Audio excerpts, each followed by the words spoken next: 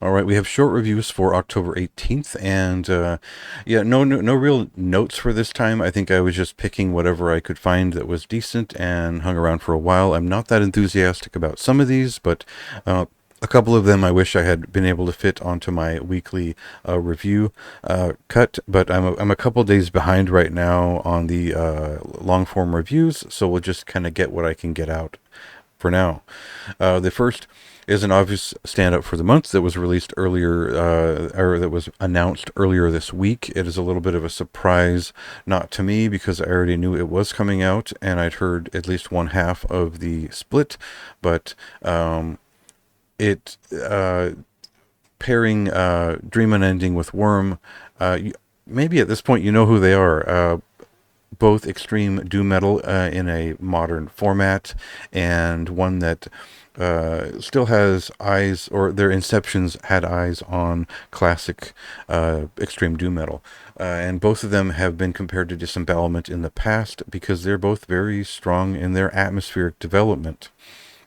I think that Dream Unending is often accused of seeping into Derek Vella's work in Tumult, and I would say more so that he developed a unique signature in the band over the course of two very quickly written albums, and that has extended into all of his work as it expands into different projects. So this is still very different from anything you'll hear on a Tumult album, and I don't think there's really a one-to-one comparison in that sense, because this is almost folkish progressive rock influenced death doom metal, and it's unpredictable. It's still very much along the lines of their last full-length Song of Salvation. So these do feel like they're from that same session. Maybe they were an overflow to keep it from becoming a double album, but it's a pretty substantial, with about 22 minutes of music on their side, and all of it is up to the high quality level that you'd found on their second album. And one of the songs features Phil Swanson. That's always a plus for me, and I think he fits really well into their dynamic, and it sort of breaks up the growling and the prettiness happening at once all the time on that record. Um, Otherwise, Wormside is its own event. I think it's pretty amazing that we finally get the reveal for what Worm sound is going to be after the last record and EP, and it turns out it isn't quite as full-on symphonic black metal as I'd thought. This is actually, it seems to be influenced by the sort of gothic black and death metal that happened in the early 90s. Certainly a little bit of Catatonia and some of the transitional phase of Tiamat in there. I compare the songs on this album in structure to both Nocturnus and Sadness, the band that put out Alms to Marb back in 1992, and that was a sort of a mixture of death doom and gothic metal and black metal, and I think that applies here. And it helps that there's shredding on the thing. There's unique use of keyboards. All three songs are very tuneful. They incorporate death doom. I think the big revelation here is that Worm continues to be cool, right? And I think these songs are great. You know, I love this direction. I hope this is where the next album is going, and I couldn't be more excited to see how that turns out, because it was kind of a shock. I was just kind of expecting, something like Odium with a couple of doom metal riffs, but I think that what he's working on now is songcraft, and not only just shred and spectacle like we were kind of seeing on Blue Nothing. So definitely that eases some of my fears as to where they're headed, and it amplifies the excitement about this split, because both sides are pretty substantial, and I think this is a pretty interesting pairing. It kind of works, it kind of doesn't work. The moods are very different. They're equally somber and atmospheric, and again, they have those old school or origins in their tastes. So pretty interesting split, and was pretty excited to hear it. So definitely a high recommendation for me, and that'll be on the end of the month list as long as I remember.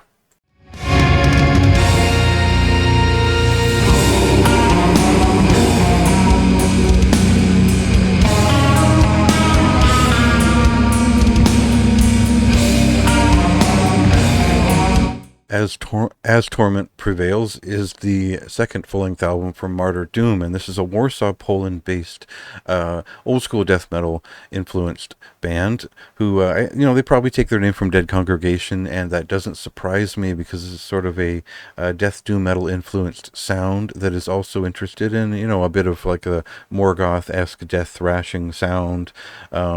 So they kind of balance the complexity of their riffs and the blasting side of the band in the way that Abominated, a related band, did earlier this month.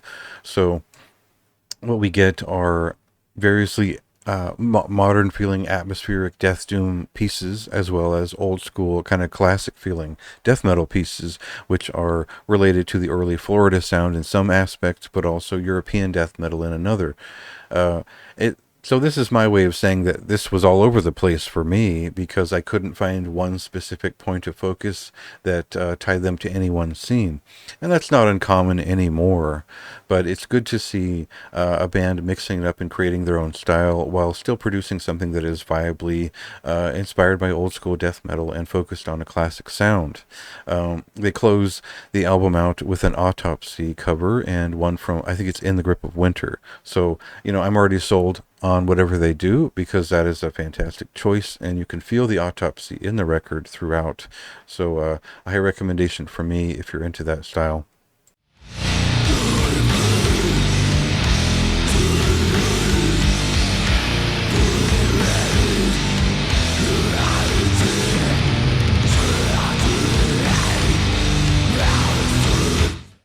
Live Sicko Love Fest is the second full-length album from Cronies. It's a New York-based kind of alternative rock, noise rock, and post-hardcore influenced band who are much more in a modern style. Think of it like maybe if you took the rough and rawness of earlier Chat Pile and the estranged sort of almost rapping, talking sort of side of Show Me the Body, but also throwing in kind of grungy era noise rock in there too. This might appeal to someone who likes Melvins as much as they do Chat Pile. So it's a little bit all over the place. I don't quite like the sort of spoken sections and some of the kind of fumbling together, really noisy parts, but it is noise rock, and I do expect something a little bit over the top. So in that sense, they really hit the buzzer in terms of what I want out of this style, and they've shown that they can expand the ideas beyond their debut into something that is interesting and engaging. I think that the only real thing they did to kind of push me away from this record was that 9-minute closer with its kind of groovy, whatever kind of stoner riff. Acid Western from the Heart is a third of the album, so it just it soured the waters for me. But otherwise, I think this is an interesting band.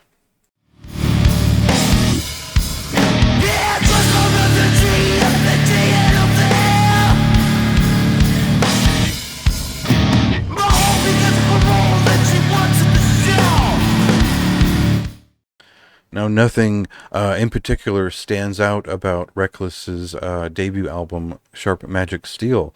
It's just that it perfectly presents you a traditional heavy metal influenced style of speed metal, and it stays aggressive. It keeps that thrash metal aggression going in the way that like an Agent Steel did post 1985, but it focuses on bounding and speed metal in the sense that you'd want it to, where it's not quite power metal, it's not quite traditional heavy metal, but it's still kicking it up in terms of speed along the lines of early thrash circa the early 80s.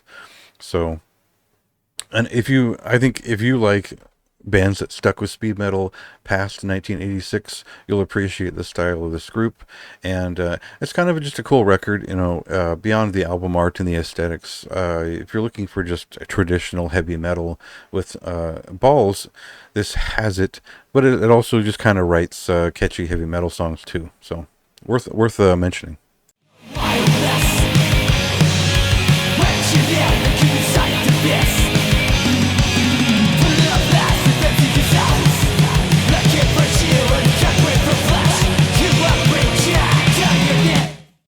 So So when I put on Game Over's Hell Frames, this is an Italian band that's been around for quite some time.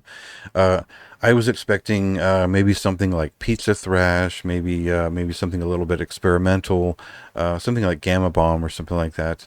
And I guess we kind of get that with this record. It starts out thrash metal and it kind of hits on a lot of those notes earlier on in the first song or two, but just as quickly they slip into this vocal style that sounds like the vocalist on the Am Universum era of Amorphis, which was a sort of rock vocal, and then a lot of the songs feel related to the sort of uh, crossover movement in the late 80s and into the early 90s, where a lot of that became alternative rock. And I don't know if it really works. It's a strange record, and it doesn't have a ton of riffs. It really tries to focus on melodies, and it ends up sounding a bit like a gothy prog rock vocal thrash record.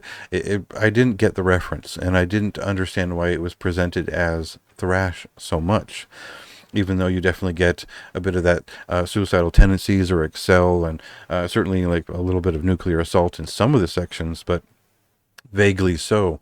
So I didn't really get it, but some of the songs were catchy. So, I wasn't offended. And as you'll find, anything thrash related, I'll definitely give it a chance.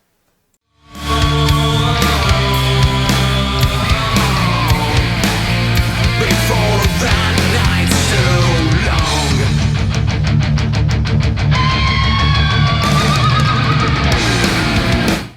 Confession is the third full-length album from War Curse, and this is a band that they started out playing a very traditional style of thrash metal that was they'd obviously made a deep connection to the Bay Area style in terms of Testament, Death Angel, Forbidden, and their sort of melody-driven side, where those songs and their songwriting had developed over the course of decades, and they were very much in that tradition of a straightforward just thrash dedicated style. And I think that was kind of the big idea. But for this third record, they're definitely leaning into alternative metal area territory. Now, I don't think they're good enough songwriters to pull it off. I think that a lot of the kind of radio alternative metal harmonies feel a little bit old, dated. Some of them are just unfitting for thrash metal tonality, and what they borrow from earlier Metallica feels forced in for the sake of keeping these songs heavier and not too self-indulgent in terms of maybe pandering to a younger crowd and their emotionally stunted development. So, that might seem like a rude thing to say, but it definitely is a band that is aiming for a certain demographic, and I think that even still, there's still enough thrash in there that I enjoyed some of these songs. And, I'm not offended by a song that's trying to be catchy. There's a commercial rock aspect to it, but I still had a good time with some of them. And I think, any band that is still connected to thrash metal in that way and pushing it in an interesting direction is something that I'll check out and give a chance. So definitely, I think they could have balanced out the aggression with some of these songs rather than going for just full-on melodic metal most of the time. But I like that they gave it a try, and they put out a lot of songs on this thing. And I don't know that they did the Grip Inc. cover any justice, but it was interesting to hear it, that kind of music put in a different light, and it sheds light on what they're trying to do with this record, which is take those harder-edged and dramatic thrash ideas and turn them into something that is steadier, atmospheric, and sort of rock oriented. It's all right. Check it out. Comes a prison.